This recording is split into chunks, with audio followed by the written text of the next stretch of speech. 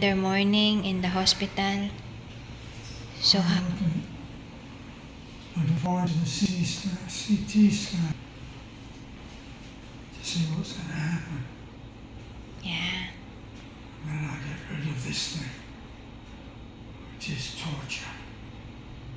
So by 10 o'clock, you have your endoscopy and colonoscopy. And then after that is the CT scan with contrast. How you feel better, 1 to 10? We'll see what happens with the scan. We can make it, right?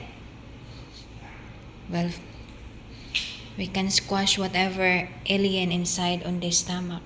To you.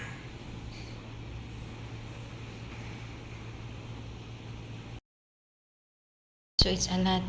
This is from his nose down here. So this is the fluid that they take out. It's a lot.